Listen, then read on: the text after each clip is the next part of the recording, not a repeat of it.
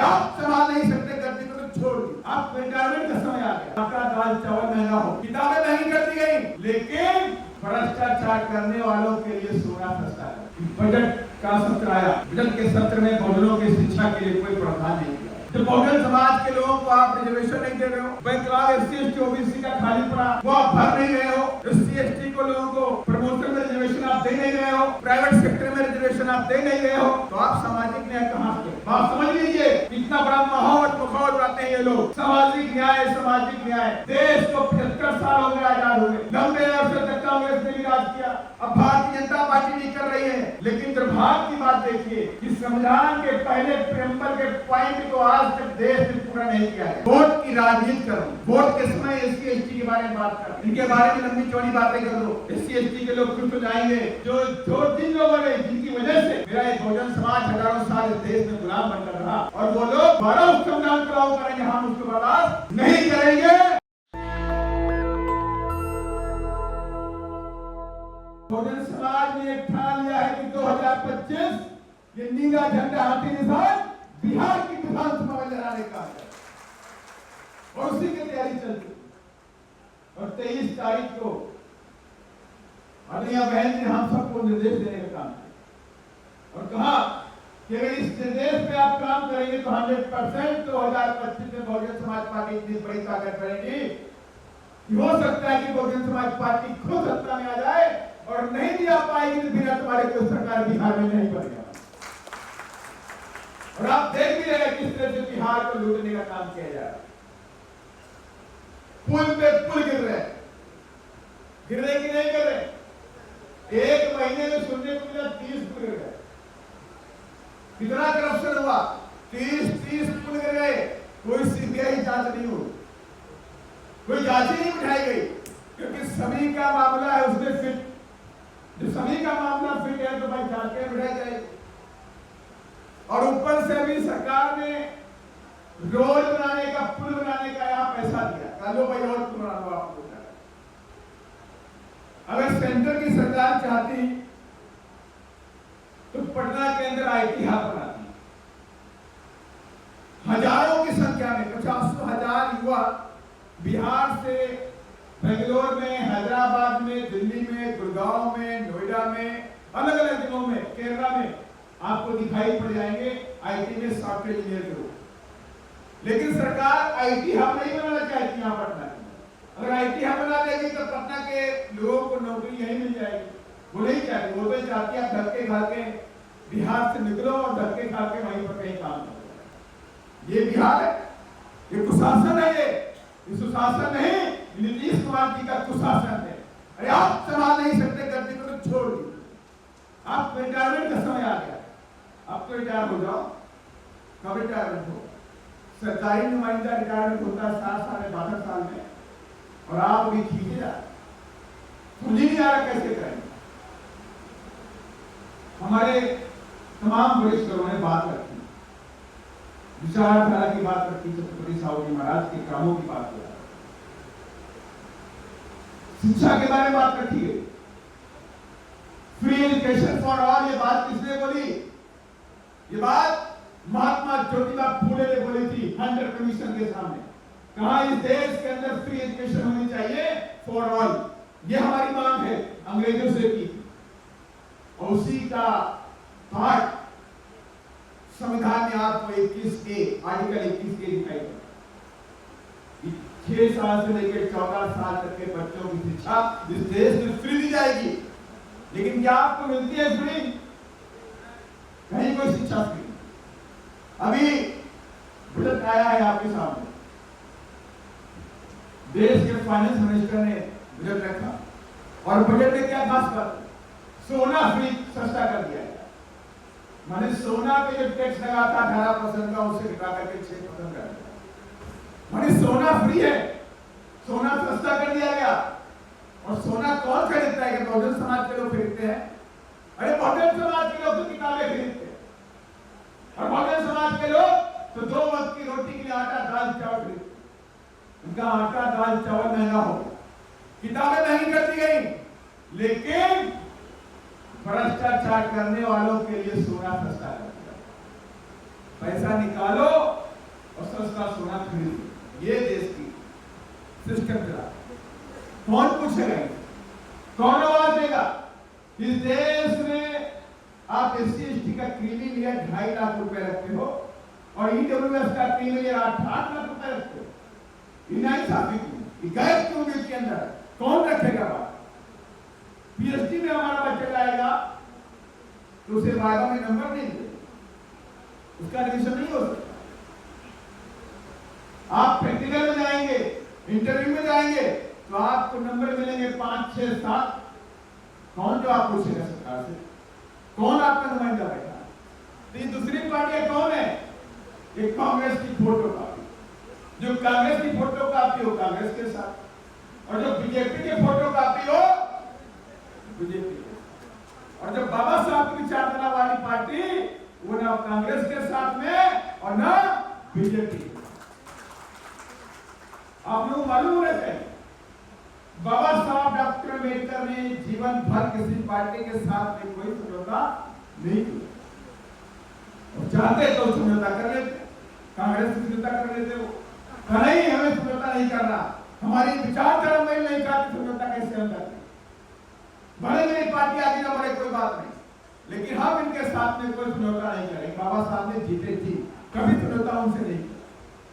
और जब नाम मिनिस्टर बने तो कांग्रेस की शर्तों पर नहीं, बाबा साहब अपनी शर्तों पर लॉ मिनिस्टर बनने का काम किया। उनकी योग्यता के आधार पर बनाया गया। अगर योग्यता नहीं होती तो बाबा साहब को कभी लॉ मिनिस्टर नहीं बनाया। संविधान बनाने वाला कोई था ही नहीं। कौन संविधान बनाएगा? बैरिस्टर तो बहुत लोग थे। बैरिस्टर तो मेरी समझ से जवाहरलाल नेहरू जी भी थे, बैरिस्टर तो महात्मा गांधी जी भी थे, कई और भी लोग बैरिस्टर थे, लेकिन किसी के अंदर वो काबिलियत थी क्या इस देश का संविधान बना सके? इस देश के संविधान को बनाने के लिए आपको और देशों के संविधान को पढ़ना पड़ेगा, उसमें समझना पड़ेगा, बारीकियों को जानना पड़ेगा, उसके बाद ही आप इस देश के अंदर संविधान बना सकते। लेकिन संविधान जब बनाने का मौका मिला तो बाबा साहब ने हमारी हजारों साल की पुरानी की जंजीरों को तोड़ करके रखा। बजट का सत्र आया, बजट के सत्र में बहुजनों की शिक्षा के लिए कोई प्रावधान नहीं किया। आपको मालूम होना चाहिए, उन्होंने बात तो बोली कि हम सामाजिक न्याय देंगे। बोलते हैं हम सामाजिक न्याय की बात उस संविधान के बजट में है, 9 पॉइंटों का बजट है, उसमें एक तीसरा नंबर का पॉइंट है सामाजिक न्याय। अरे सामाजिक न्याय कैसे आप दोगे जब बहुजन समाज के लोगों को आप रिजर्वेशन नहीं दे रहे हो? बैकलॉग SC/ST OBC का खाली पड़ा वो आप भर नहीं रहे हो। SC/ST को लोगों को प्रमोशन में रिजर्वेशन आप दे नहीं रहे हो, प्राइवेट सेक्टर में रिजर्वेशन आप दे नहीं रहे हो, SC/ST OBC के गरीब बच्चों की एजुकेशन को आप फ्री कर नहीं रहे हो, तो आप सामाजिक न्याय कहां से? जातिवाद का दंश इस देश के अंदर, छूत है इस देश के अंदर, ऊंच नीच की भावना इस देश के अंदर है, उसे खत्म करने के आप कोई प्रावधान लेकर के नहीं आ रहे हो, तो आप सामाजिक न्याय कहां से दोगे?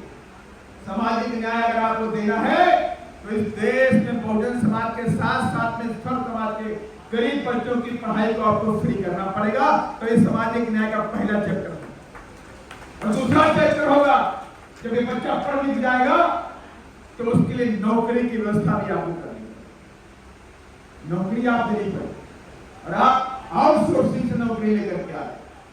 सारी भर्तियां आउटसोर्सिंग से की जाएंगी और आउटसोर्सिंग से की जाएंगी, लेकिन उसमें भी आपको रिजर्वेशन नहीं मिलेगा, उसमें भी आपको रिजर्वेशन नहीं मिल रहा। तो आखिर आपके बच्चे पढ़ लिख कर जाएंगे कहां? कौन आपको सामाजिक न्याय देगा? सामाजिक न्याय तो संविधान का पहले प्रियम्बल में लिखा। बाबा साहब ने न्याय की बात करी, justice, liberty, equality and fraternity की बात करी। जस्टिस में बाबा साहब ने कहा मैंने तो न्याय, राजनीतिक न्याय दे दिया, अभी आर्थिक न्याय और सामाजिक न्याय देना भी बाकी। बात समझ लीजिए, इतना बड़ा माहौल बनाते हैं ये लोग। सामाजिक न्याय, सामाजिक न्याय, देश को 75 साल हो गए आजाद हुए, लंबे अरसे तक कांग्रेस ने भी राज किया, अब भारतीय जनता पार्टी नहीं कर रही है। लेकिन दुर्भाग्य की बात देखिए कि संविधान के पहले प्रेम्बल के पॉइंट को आज तक देश में पूरा नहीं किया गया, और आज सभी पार्टियां फिर बोल रही हैं कि हम सामाजिक न्याय देंगे, सामाजिक न्याय देंगे। अरे क्या सामाजिक न्याय? अगर तुम्हें कुछ सीखना है तो उत्तर प्रदेश की सरकार में 2007 से 12 के बारे में देखिए, उन्हें अध्ययन करिए, जाकर के अध्ययन करो कि किस तरह से सोनिया बहन जब मुख्यमंत्री थी 2007 से 12 के बीच में इस देश में उत्तर प्रदेश के बहुजन समाज के लोगों को सामाजिक न्याय देने का काम मैंने किया, पूरी तरह से सामाजिक न्याय दिया, चाहे एससी का हो, चाहे एसटी का हो, चाहे ओबीसी का हो, चाहे किसी समाज का महापुरुष हो को भी सम्मान देने का काम किया कि नहीं किया? रिजर्वेशन के साथ रिजर्वेशन भी दिया, नौकरी भी दिया, ठेकेदारी में रिजर्वेशन दिया, ठेकेदारी में रिजर्वेशन देने वाला पहला राज्य उत्तर प्रदेश बना। किसी भी प्रदेश में आज तक ठेकेदारी में रिजर्वेशन नहीं दिया। शिक्षा को फ्री किया गया, एससी एसटी ओबीसी की गरीब बच्चों की शिक्षा को फ्री किया गया। और मैंने कहा आप पढ़ाई करो, फीस की टेंशन मत लेना, हमारी बहन मुख्यमंत्री है, फीस मैं भरूंगी, आप पढ़ाई करते जाओ। ये सामाजिक न्याय होता है। और जातिवाद की खाई को खत्म कर दिया उत्तर प्रदेश के अंदर। जातिवाद नहीं था उत्तर प्रदेश। बड़ी बड़ी मीडिया घराने, देश विदेश के अखबार, रिसर्च लोग लिख रहे थे कि जो उत्तर प्रदेश में 2007 से 12 के बीच में सरकार आई, उसने सामाजिक खाई को पाटने का काम किया। जो सामाजिक खाई बनी हुई थी अपर कास्ट में एससी एसटी ओबीसी के बीच में, उस सामाजिक खाई को पाट दिया गया। मेरे आंखों के सामने एक बात है, जो लोग हमारे घर में चाय नहीं पीते थे, वो लोग आकर के हमारी थाली में साथ में खाना खाते थे। अब आप समझ लीजिए सामाजिक, आप समझ लीजिए सामाजिक खाई किसने खत्म कर दी है। ऐसे नहीं होता। अगर आपके अंदर दृढ़ इच्छा शक्ति है कि इस बात को करना है और ये अन्याय को खत्म करना है, तो आप खत्म कर सकते हैं। अब आप सोचते ही नहीं है कि एससी एसटी के लोगों का भला करना, बस वोट की राजनीति करो। वोट के समय एससी एसटी के बारे में बात कर, इनके बारे में लंबी चौड़ी बातें कर दो, एससी एसटी के लोग खुश हो जाएंगे और ये आपको वोट कर। एससी एसटी का जो फंड था मध्य प्रदेश की सरकार ने और कर्नाटक की सरकार ने, पहले कांग्रेस की सरकार दिल्ली के अंदर थी, स्वर्गीय शीला दीक्षित जी मुख्यमंत्री थी। एससी एसटी का जो हजारों करोड़ का जो फंड था, उस फंड को कॉमनवेल्थ गेम में खर्च कर दिया। माने कि जो पैसा एससी एसटी के ऊपर खर्च होना था, उनकी पढ़ाई पर, उनकी लिखाई पर, उनकी नौकरी में, उनके विकास करने पर, वो पैसा कॉमनवेल्थ गेमों में खर्च किया गया। और अभी फिर क्या हुआ? ये 2024 चल रहा, 2024 के अंदर मध्य प्रदेश की सरकार ने, कर्नाटक में कांग्रेस की सरकार है और मध्य प्रदेश में बीजेपी की सरकार है। इन दोनों सरकारों ने क्या किया? एससी एसटी डेवलपमेंट का जो फंड था, उस फंड को मध्य प्रदेश की सरकार ने काउ वेलफेयर, माने गाय का वेलफेयर, गाय के उत्थान के लिए पैसा, एससी एसटी पैसा जो एससी एसटी के बच्चों में पढ़ाई में खर्च होना चाहिए था, जो उनके विकास के लिए खर्च होना चाहिए था, जो उनको वजीफा मिलना चाहिए था, जो हॉस्टल में पैसे फ्री मिलने चाहिए थे, वो सारा पैसा मध्य प्रदेश की बीजेपी सरकार ने गाय पे खर्च कर दिया। गाय की तरफ विभाग बनाया और गाय के चारे के लिए, गाय के पार्क के लिए, गाय के डेवलपमेंट के लिए खर्च कर दिया। माने कि आपकी जो वैल्यू है गाय से भी नीची है। इतनी गंभीर बात नहीं, आपकी जो वैल्यू है वो जानवरों से भी नीची आज ये लोग मानते हैं। और इसीलिए आपका जो पैसा समझाने की पैसा था, उस पैसे को गाय वेलफेयर में खर्च करने का काम किया। और कर्नाटक सरकार कौन है? कर्नाटक में कांग्रेस की सरकार है। मैं दोनों पार्टी के बारे में बता रहा हूँ। ये कर्नाटक की सरकार किसकी है? कांग्रेस की सरकार। और कांग्रेस ने भी क्या किया? एससी एसटी का जो फंड था उसको भी अलग अलग मधुमेह डेवलपमेंट में खर्च कर दिया, लेकिन एससी एसटी के डेवलपमेंट में नहीं खर्च। ये कौन पूछेगा भाई सवाल होगा? जब आप कमजोर हो जाएंगे, बहुजन समाज पार्टी कमजोर हो जाएगी, तो कौन उनसे क्वेश्चन करेगा? मैं देख रहा हूं सत्र चल रहा है और सभी के सामने न्यूज आई होगी, सारी पार्टियों ने जाना भी है कि एससी एसटी का जो फंड है ट्रांसफर किया गया, बीजेपी ने किया, कांग्रेस ने किया, लेकिन किसी भी सांसद ने एससी एसटी के मामले को सरकार से क्वेश्चन नहीं किया। लेकिन मैं आपसे कहना चाहता हूं, मैं बहुजन समाज पार्टी का जाबाज सिपाही हूं और इकाई करता हूं और हमारे बहन का सिपाही हूं और मैं उनसे क्वेश्चन करने का काम करूंगा। मैं पूछूंगा किस हालात में आपने किसान कर दिया? आप पैसे प्रधान लेकर क्यों नहीं आते? आप ऐसा प्रधान फाइनेंस मिनिस्टर क्यों लेकर नहीं आते कि एससी एसटी के विकास का जो पैसा है वो कोई कैसे ट्रांसफर कर सकता है, वो पैसा उन्हीं के विकास पे खर्च होना चाहिए, उनकी शिक्षा पे खर्च होना चाहिए, उनके स्कॉलरशिप पे खर्च होना चाहिए, उनके हायर एजुकेशन पे खर्च होना चाहिए, उनके लिए औद्योगिक वातावरण होना चाहिए, उसका पैसा उस पर खर्च होना चाहिए। लेकिन कोई आपसे पूछने वाला नहीं, इसलिए मैं आप सबसे कहना चाहता हूँ, अभी आपने खबर पढ़ी थी दिल्ली यूनिवर्सिटी में मनुस्मृति पढ़ाई जाएगी, पढ़ी कि नहीं पढ़ी आप लोगों ने? आलिया बहन ने सबसे पहले उस पर क्वेश्चन उठाया कि मनुस्मृति पढ़ाई जाए, देश में दोबारा खाई पैदा की जाए, इसका हम विरोध करते हैं। और बाबा साहब डॉक्टर अम्बेडकर ने सबसे पहले मनुस्मृति को जलाने का काम बाबा साहब ने किया था। और हम बाबा साहब के सिपाही हैं, हम छत्रपति शिवाजी महाराज के सिपाही हैं, और हम माता फुले और माता सावित्रीबाई फुले के सिपाही हैं। हम इसको बर्दाश्त नहीं करेंगे, हम बर्दाश्त नहीं करेंगे। जो जिन लोगों ने, जिनकी वजह से मेरा एक बहुजन समाज हजारों साल इस देश में गुलाम बनकर रहा, और वो लोग दोबारा उस संविधान को लागू करेंगे, हम उसको बर्दाश्त नहीं करेंगे, तो नहीं करेंगे। नेशनल दस्तक की आपसे गुजारिश है कि अगर इसको बचाना चाहते हैं तो नेशनल दस्तक को सब्सक्राइब करने के लिए रेड कलर के सब्सक्राइब बटन को दबाएं, फिर बेल आइकन की घंटी दबाएं। नेशनल दस्तक को बचाने के लिए बहुत जरूरी है कि हर खबर को शेयर करें, लाइक करें, कमेंट जरूर करें।